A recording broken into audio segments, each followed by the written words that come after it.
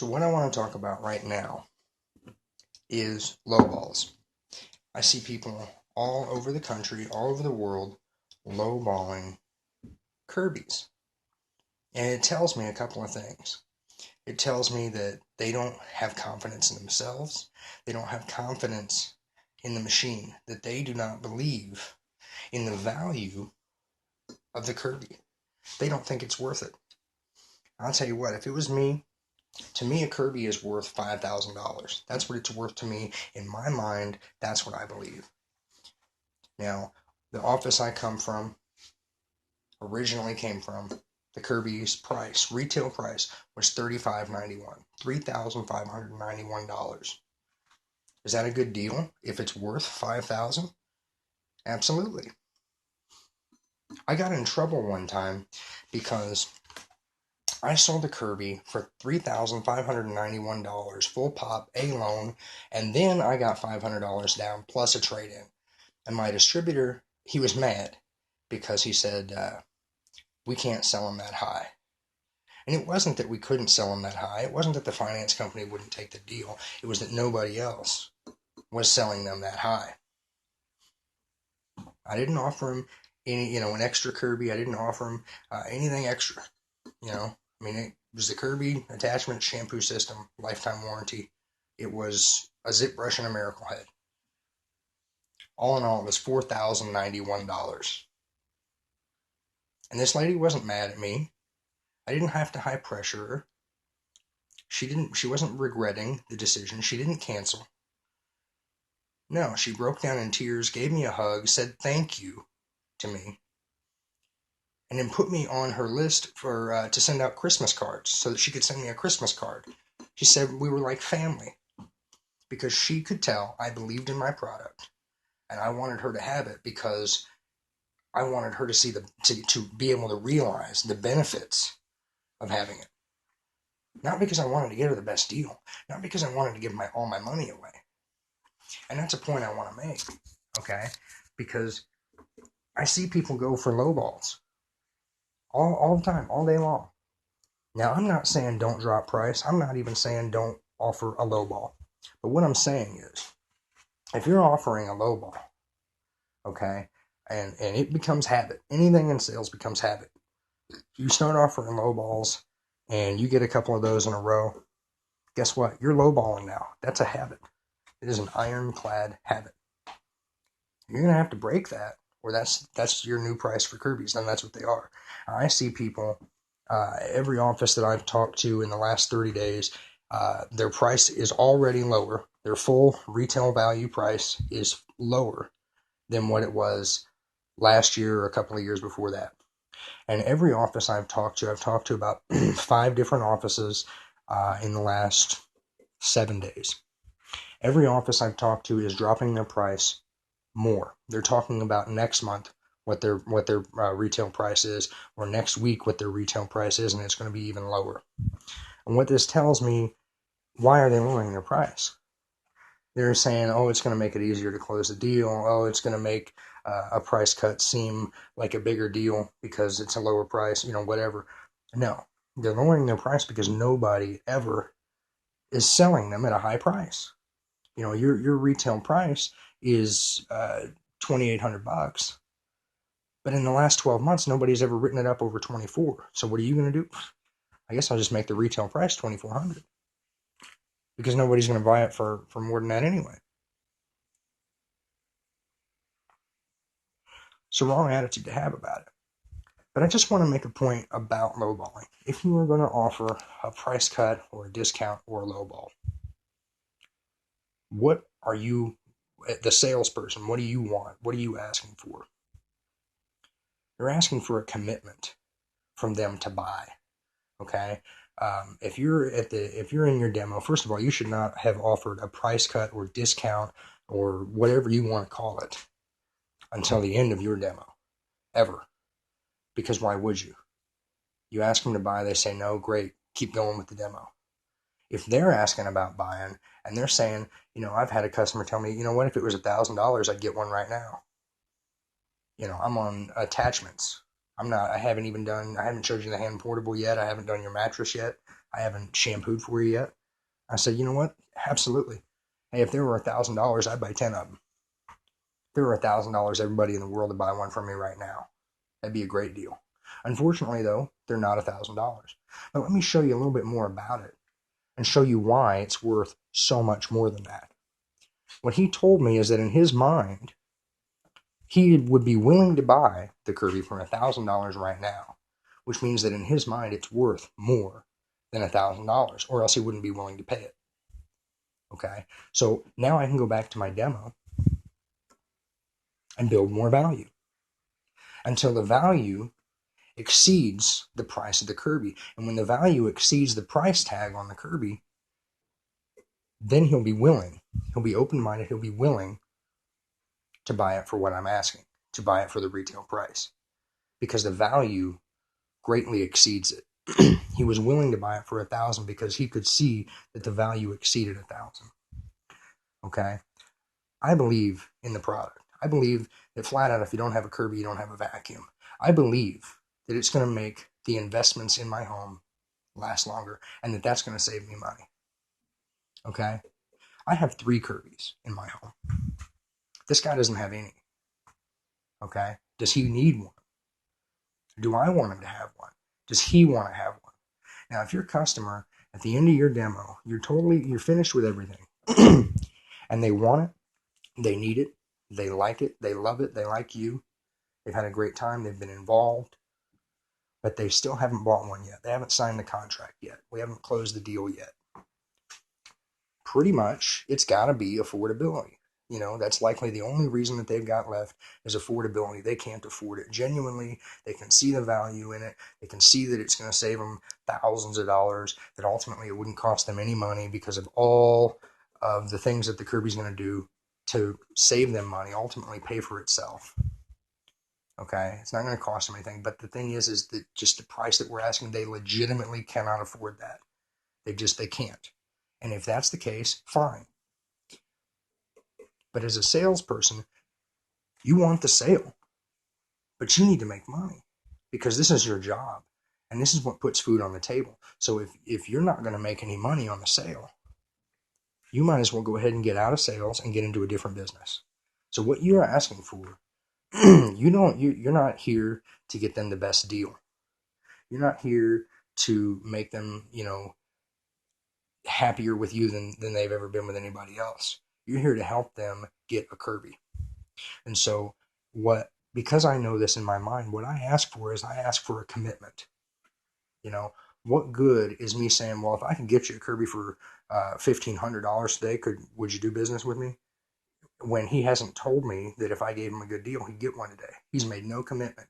Now, in my demo, I asked to buy many, many times before I get to the end. So if we're at the end, okay, we're at the end of the demo, and he hasn't bought one yet, my customer hasn't bought one yet, saying no to me is an option. In fact, it's a really likely option because he's already done it 5 or 6 times. We're getting in the habit of it. We're getting used to this. It was real hard to say the first couple of times. Maybe now it's getting easier. Now, hopefully, realistically, it's getting harder and harder because I'm building more and more value and I'm getting more and more confident when I make the offer. And it's actually getting harder and harder and more uncomfortable to say no to me, hopefully. But saying no to me is an option.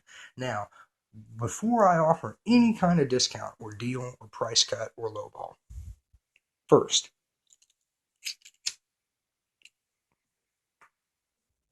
the first thing I need to do is get commitment. I need a commitment from my customer that if they could afford a Kirby, they would get one today. I need to be able to look at my customer in the eye, and I need to be able to say, look, I can see that you want it. I can see that you need it. And you can see that it's going to save you a bunch of money, right? I mean, you'd love to have one of these if you could afford it, obviously. Am I right? Okay. Well, can I ask you something? If I could make this affordable to you, where you could afford to get one today, would you get one today? I could say, if I could make this Kirby affordable to you where you knew you could afford it today, would you help me win my contest today? Could I earn your business today, right now? Okay. Now, if they can give me a positive response to that, Okay, sure, yeah, maybe, more like what? Anything like that, I can work with that.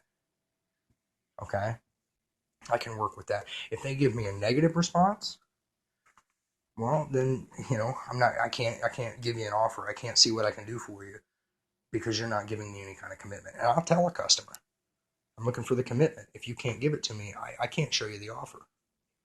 If they're actually interested in buying a Kirby from you, if there actually is real interest, then they'll be curious of what your offer is.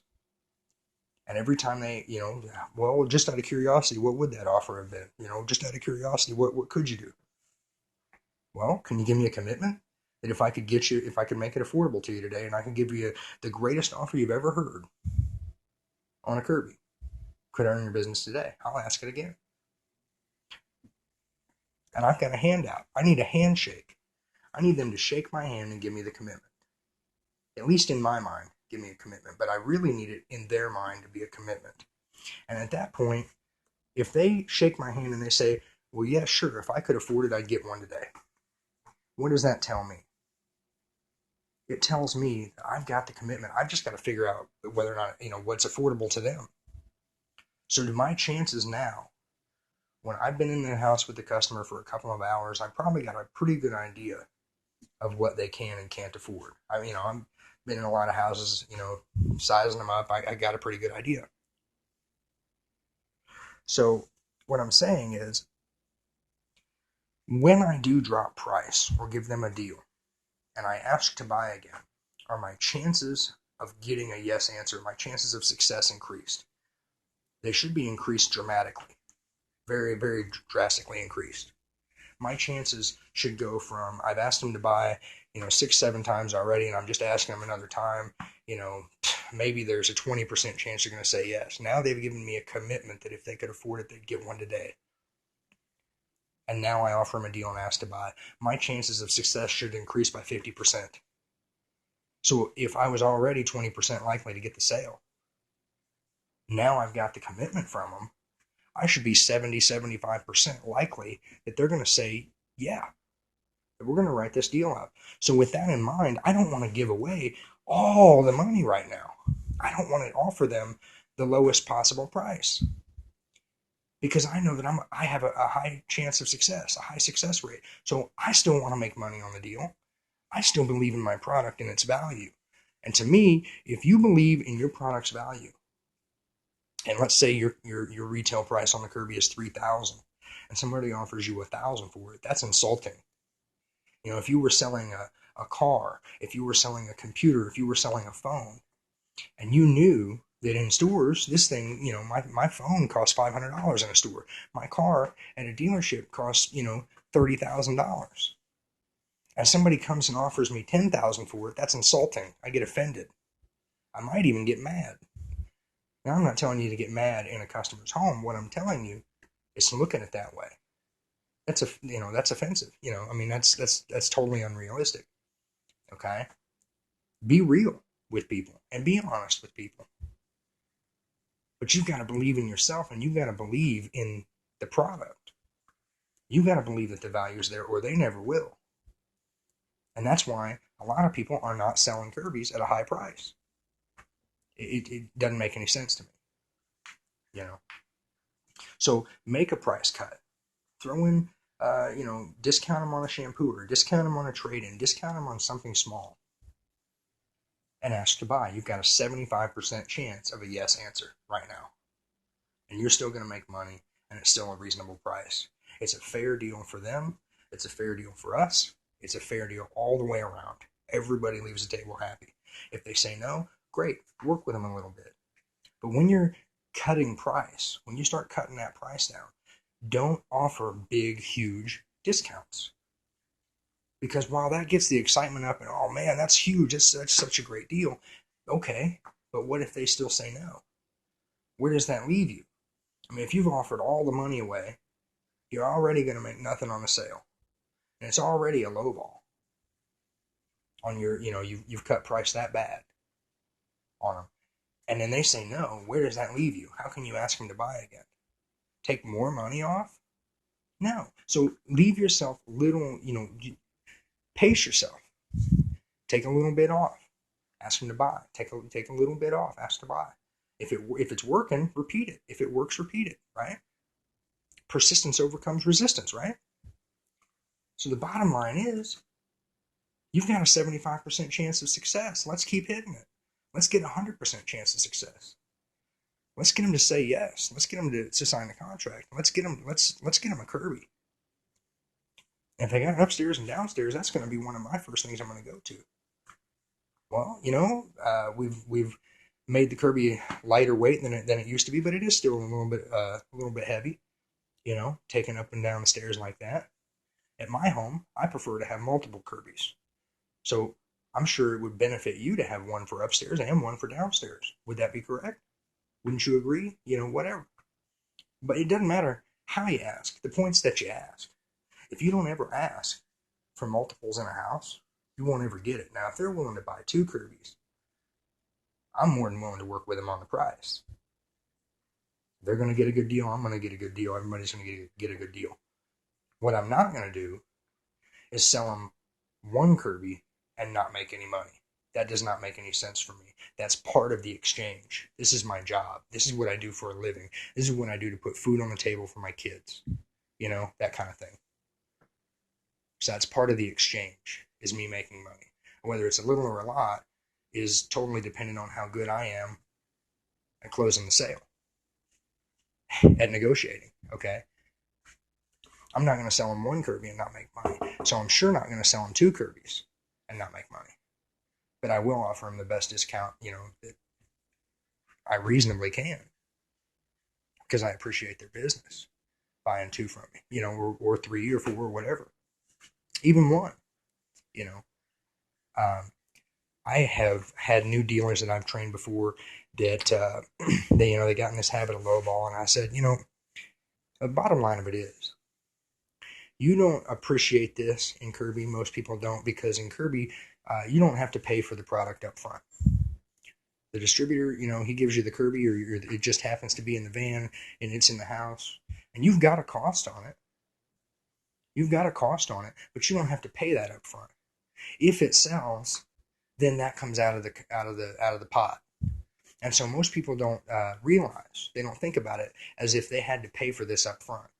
So I get my people, when I'm training somebody new how to close, to think about it like that. Whatever your cost is, say your cost is $1,350, $1,400 on a Kirby.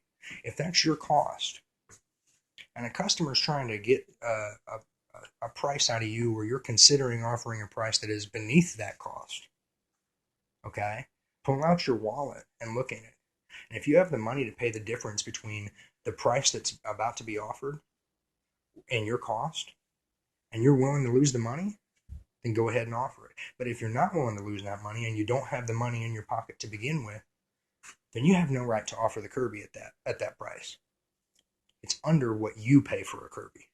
And I guarantee you, if you had to buy the Kirbys up front to have the inventory to sell, you would not do that. So you've got to start thinking about it that way.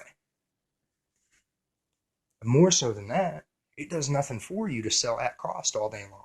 You could sell 40 Kirbys this month. You could be a new DT, and you can have a qualifying month as a DT. You could even become a distributor. But if you sold 40 Kirbys and you didn't make any money in the process, it does nothing for you.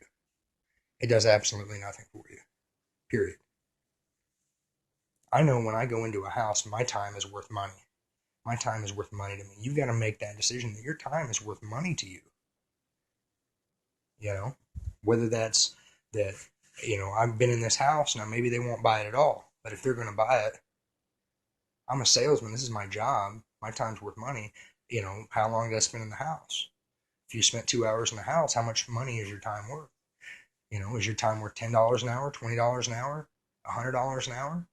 You've been in there for 2 hours. If your time to you is worth $100 an hour, you're going to make sure you walk out of that house with $200 in commission. If your time's not worth anything to you, then maybe you'll go in that house and spend 2.5, 3.5 hours in there showing them a Kirby, sell them a Kirby, and you lowballed it. You cut the price, gave them the greatest deal in the world to get the sale, but you didn't make any money. You don't have the confidence in yourself that your time is worth money to you. and you don't have the confidence in the product that it's worth what we ask, it's worth what we charge. And you got to change your thinking about that immediately, or you're not ever going anywhere in Kirby. I'm sorry.